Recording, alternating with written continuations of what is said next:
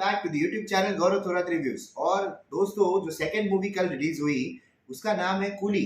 तो चलिए बात करते हैं मूवी है कैसी। तो वो भी मूवी वॉर 2 की ही तरह 2 घंटा 50 मिनट की है। और मतलब मैं वो मूवी सिर्फ इसके लिए गया था देखने के लिए, one and only Rajinikanth superstar, मतलब उनको 50 साल हो गए इंडस्ट्री में कंप्लीट। तो कॉन्ग्रेचुलेशन सर, रजनी सर। और आपका एज मतलब आपके जो बोलते हैं ना करिश्मा, जो आपका मैजिक है उसको डिफाइन ही नहीं कर सकता, क्योंकि आपका एज मोर देन 75 है लेकिन फिर भी लगता नहीं है, क्योंकि आप अभी भी एवरग्रीन यंग लगते हो। तो ऐसे ही काम करते रहिए सर, एंटरटेन करते रहिए, हम आपकी मूवी जरूर देखने आएंगे। और जो सेकेंड रीजन था ये मूवी देखने के लिए, वो था इस मूवी का डायरेक्टर लोकेश कनकराज, जिसने अपना खुद का LCU मतलब लोकेश सिनेमैटिक यूनिवर्स क्रिएट किया है साउथ में। तो इस मूवी को देखने के लिए जब मैं गया तो मेरे माइंड में कुछ ज्यादा मैंने एक्सपेक्टेशन नहीं रखी थी। उसका रीजन है क्योंकि इसमें स्टारकास्ट बहुत लंबी चौड़ी है।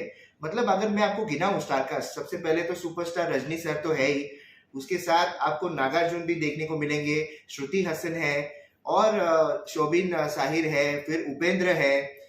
बहुत सारे कैरेक्टर्स है इसमें। और इसके साथ साथ हिंदी हिंदी मूवी इंडस्ट्री के आमिर खान को भी लिया है। तो मैं उसके लिए थोड़ा एक एक्साइटमेंट था मुझे कि क्या कैरेक्टर दिया है उनको, आमिर खान को, कि ये लेने की जरूरत पड़ गई साउथ इंडस्ट्री को।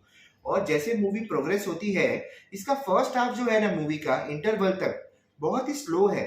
मतलब इंट्रोडक्शन होता रहता है खाली कि ये कैरेक्टर है, ये है, वगैरह वगैरह, लेकिन उसको मतलब कुछ एक्साइटमेंट वे में प्रेजेंट नहीं किया है। तो मैं बोला ऐसा कैसे हो सकता है, क्योंकि लोकेश का जो मूवी जो आप हिस्ट्री अगर पास देखो तो उसने कैथी, विक्रम जैसी और लियो वगैरह बहुत सारी धमाकेदार मूवीज बनाई हुई है। तो अगर आप देखो ऐसे मूवीज के अगर ट्रैक रिकॉर्ड को, तो एक्सपेक्टेशन तो ऑलरेडी हाई हो चुके होंगे ऑडियंस के, और वो एक्सपेक्ट कर रहे थे कि ये मूवी कहीं LCU का पार्ट तो नहीं है। तो सबसे पहले मैं क्लैरिफिकेशन देना चाहूंगा कि नहीं, ये LCU का पार्ट नहीं है। और ये खुद डायरेक्टर ने कल के मतलब मूवी के एक दिन पहले एक प्रेस रिलीज करके एक पूरा रिटर्न नोट भेजा है सबको, सब एक्टर्स को उन्होंने थैंक यू बोला है मूवी का पार्ट होने के लिए। लास्ट में एक लाइन लिखी है कि this is a stand alone movie, तो ये किसी यूनिवर्स का पार्ट नहीं है। तो आगे अगर हम बात करें, इसका जो सेकेंड हाफ है वो इंटरेस्टिंग है। जैसे इंटरवल के आगे मूवी बढ़ती है, फिर आपको थोड़ा एक ट्विस्ट एंड टर्न्स वगैरह सब देखने को मिलते हैं मूवी में। और इसका जो कॉन्सेप्ट है ना मूवी का, वो सिंपल है। मतलब आपको point A two point B में जाना है, लेकिन इन्होंने स्ट्रेट वे में नहीं गए। ये पहले A से स्टार्ट किया, उसके बाद Z पे गए, फिर K पे आ गए, फिर M पे गए, फिर D में आ गए, फिर E। मतलब ऐसे करते करते फिर वो पूरे लास्ट क्लाइमैक्स तक गए। और इसका रीजन क्या हुआ कि इतने स्टारकास्ट है, सबका इंट्रोडक्शन करते करते इतना टाइम चला गया। और साथ ही साथ रजनी सर है, उनकी जो एंट्री है मूवी में, और कितने सारे मतलब स्वैग के एकदम स्टाइलाइज ऐसे एंट्री सीन्स है स्लो मोशन में, फिर एक्शन सीन्स है। तो वो करने में इतना टाइम चला गया, वो डायरेक्टर का थोड़ा ध्यान भटक गया वहां पे। और फिर बाद में उसको याद आया, अरे भाई इसका मूवी का एंड तो भी करना है, जो हम लोग ने रायता फैला के रखा है इसको समेटना भी है। तो वो करने में फिर एकदम घाई घाई में, एकदम ऐसे जल्दबाजी में उन्होंने जो क्लाइमैक्स है वो एकदम वाइंड अप करके, नहीं तो ये मूवी तो 4 घंटे के ऊपर चली जाती। ऐसा है, मतलब वो भावनाओं में बह गए कहीं पे कि इतनी सारी स्टारकास्ट है, मैं इनको क्या क्या वे में प्रेजेंट करूं, कैसी कैसी एंट्रीज दूं इनको, एक्शन सीन्स क्या है। एक उपेंद्र का एक्शन सीन भी है, उनका जो एंट्री है मूवी में वो देखना आप, धमाकेदार एंट्री है उनका। और इसका जो मैं कहूंगा कि क्लाइमैक्स में आते आते मैं वेट कर रहा था, अरे आमिर खान का कहाँ गया है। आमिर खान का जो कैरेक्टर है वो एकदम लास्ट में इंट्रोड्यूस होता है जब भी मूवी खत्म होने वाली। तो मैं बोला भाई इसका क्या मतलब हुआ।